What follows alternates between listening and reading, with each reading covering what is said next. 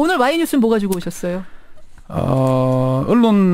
전국 언론노동조합이 언론 부역자 10명의 실명을 공개를 했습니다. 언론 부역자요? 예, 지금 뭐 촛불 집회 나가보셨죠? 예, 예. 그러니까 뭐 새누리도 공범이다, 언론도 공범이다, 검찰도 공범이다만 나오잖아요. 예. 언론의 책임을 묻는 이게 촛불의 민심이잖아요.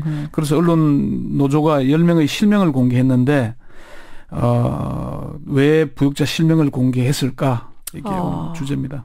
언론도 공범이다라면서 10명을 공개한 이유 왜일까? 우선 그 10명이 누굽니까? 언론과 관련 있는 정부 기관에서 청와대의 김성우 전 홍보수석, 예. 최성준 방송통신위원장, 박효종 방송통신심의위원장 등 3명이고요. 공영방송 KBS의 이인호 이사장과 고대영 사장, MBC의 고영주 이사장과 안광한 사장, 그리고 백종문 미래전략본부장, 연합뉴스의 박노항 사장, YTN 배석규 전 사장 등 10명입니다. 그렇게 해서 10명. 예. 이들이 왜 언론 부역자라고 지목이 된 겁니까? 언론 노조는 공영 언론을 이렇게 가장 큰 책임은 박근혜 대통령에게 있다 하고 분명히 했고요. 그리고 언론을 대통령 심기 불편 관리 대상 정도로 취급하면서 온갖 탄압과 통제로 장악하게 한 김기춘과 김성우가 언론 장악 컨트롤 타워다. 언론 장악의 컨트롤 타워다. 이렇게 지목을 했습니다. 예. 자, 김성우 전 홍보수석이 어떤 역할을 했는지 언론 노조 SBS 본부의 윤창현 본부장 얘기 잠시 들어보시죠. 그러죠. SBS 내부에서는 사실 김성우 수석이 홍보수석으로 간 이후에 김성우 수석의 개입에 대해서 합리적 의심을 품고 있는 공공연한 비밀의 수준이었습니다. SBS는 최순실 국정농단의 핵심 사항이 하나로 들어보기 긴데 자 간략히 소개를 하자면은 무슨 내용이에요? 그 위안부 협상과 개성공단 폐쇄에 대해서 조중동보다 못한 이해할 수 없는 권력 편향적인 보도를 했다는 것이고요. 특히나 김 전 수석이 SBS 출신이잖아요. 네. 사드 관련 보도와 관련해서 일선 취재 기자에게 직접 전화해서 압박을 했다고 합니다. 직접 전화까지 했다. 그리고 SBS 출신인 허원재 정무수석이 그것이 알고 싶다 해서 세월호 7시간 관련 보도를 준비 중인 것을 알고 SBS 최고위 경영진 접촉을 시도했으나 경영진의 거부로 불발됐다 이렇게 소개를 했습니다. 그래요. 네. SBS에 아예 전화를 걸어서. 야, 최성중 방통위원장은 왜 부역자입니까? 뭐 청와대 지시를 받아서 KBS 사장 선출에 개입하고 이기령 KBS 이사장의 사퇴를 종용했다는 것이고요. 또 뉴라이트 극우 인사들을 공영방송 이사회 이사로 선임해서 청와대의 언론 장악에 부여했다. 이게 핵심이고요. 박효종 방송통신심의위원장은 뭐 공안심의, 편파심의, 청구심의로 방송의 공정성과 언론 자유를 침해하고 인터넷 사양 표현의 자유를 제한했다는 게 주요 이유입니다. MBC는 3명 포함되고 KBS는 2명이네요? 그렇습니다. MBC가 제일 많아요? 제일 많습니다. 고영주 이사장이 공안검사 출신의 뉴라이트 활동을 해온 분 아닙니까?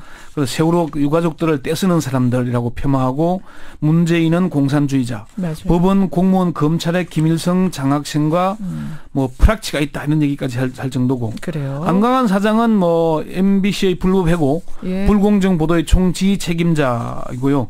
백종문 본부장은 이른바 백종문 녹취록에 최승호 PD와 박성재 기자를 증거 없이 해고했다는 얘기를 했잖아요. 뭐 그런 얘기들 때문에 고발도 당해 있는 상태고요. 그래요. 그러면 저는 궁금한 게 언론 부역자 10명의 실명을 공개하면 이게 사실은 법적으로 명예훼손이 될 수도 있고 여러 가지 복잡한 일이 따를 수도 있음에도 불구하고 10명의 실명을 우리는 공개해야겠다 한 이유, 목적 뭘까요?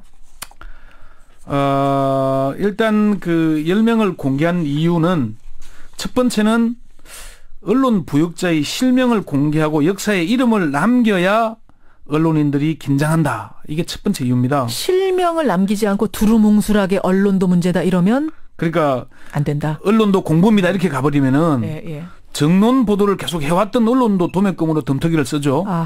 그리고 아무도 책임을 지지 않게 됩니다. 그래요. 언론노조 MBC 본부의 조능희 본부장은 부역한 언론인 개인의 이름을 적시해야 충격도 받고 역사의 기록도 남게 된다. 이렇게 얘기를 했고요. 숭실대 신방과 김민기 교수는 언론 부역자 명단을 공개하는 게 맞다. 청산할 줄 알아야 새로운 출발이 가능해진다. 이렇게 얘기를 했습니다. 그렇군요. 두 번째는 언론이 달라지지 않았기 때문입니다. 언론이 그래도 이번에 촛불 집회 보면서 많이 달라진 거 아닙니까? 촛불 집회 이전과 이후에 달라진 것처럼 보이는 것은 예.